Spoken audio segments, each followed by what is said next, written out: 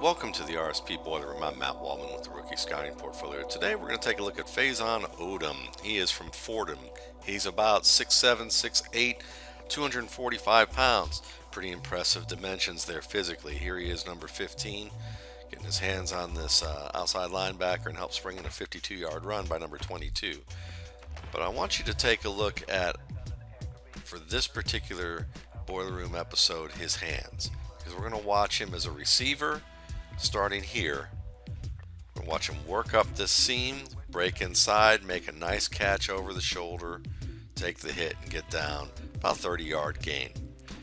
Now, one of the things I liked about this gain is his release from the line of scrimmage. He does a good job of getting his outside arm underneath and in front of this inside shoulder to rip through and not get held up too long so he can get downfield and make this catch.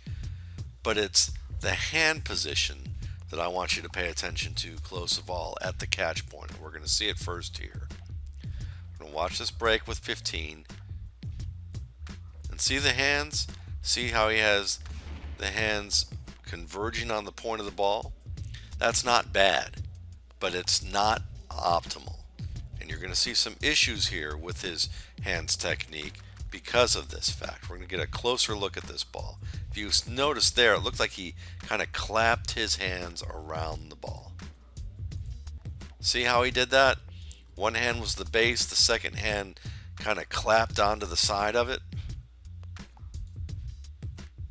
Yeah, let's look at it one more time here.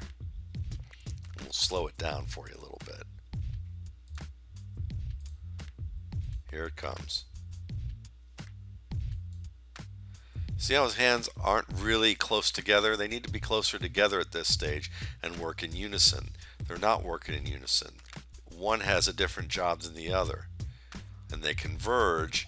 And now he's got big hands around this ball, which is really nice. He's clapping his hands around the ball and claps it on there. Now, because of the position that he has on the point and his fingers are making the contact, he gets away with this and makes a strong catch. It's a good play. Needs to tuck that ball in a little bit faster, if you ask me. But overall, that's not bad. But let's look at a play where clapping the hands around the ball doesn't work out so well. And here's that play. We're going to watch him on the wing here. We're going to watch him work the shallow route and then turn up the sideline. Now, so far, it's a one-on-one with the safety. Nice job high pointing the ball right here. Very well done.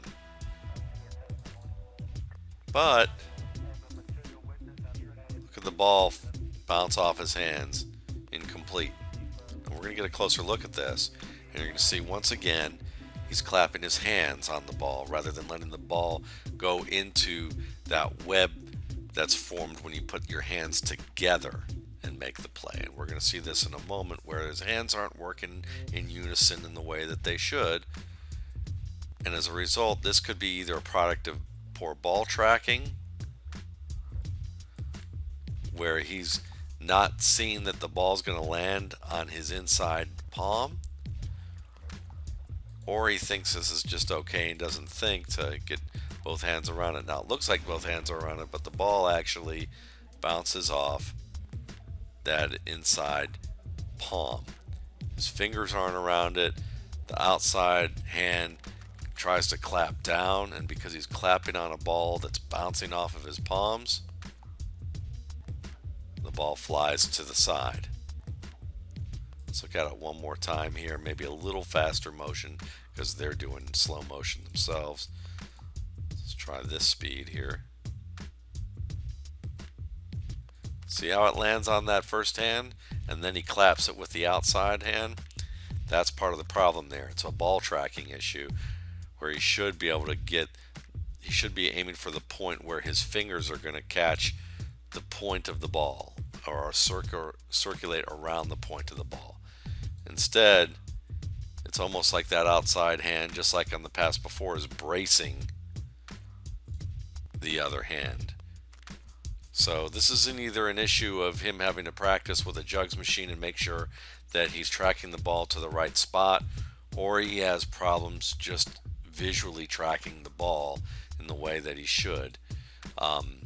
It also could be a problem with technique. These are things that multiple viewings of his film and how he catches the ball, watching how he catches a ball in practice, and then maybe breaking it down some more and watching him on a jugs machine would be helpful for an NFL team that wants to see whether this is a fundamental flaw that's going to be difficult for Odom to correct as a receiver, or it's something that with some work he should be able to turn these easier opportunities into productive plays.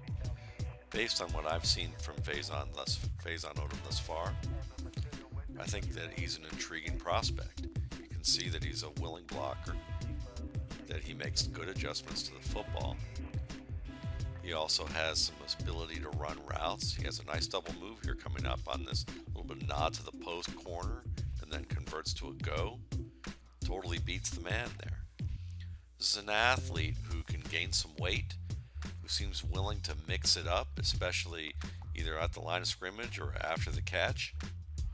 Seems to be confident about what he can do with the ball in his hands. And I think that there's a lot there to be said about a guy who displays good effort, who may just need to work on some of his skills with his hands as a pass catcher, refine some of his skills as a blocker, gain a little bit more weight. And there might be something here to look at with Phazahn. Look at that one-handed catch. Ability to do that in traffic. Pretty nice stuff. Thanks again for watching. For more RSP Boiler Room videos, you can check out my YouTube channel, the RSP Film Room, or my blog at www.mattwaldmanrsp.com.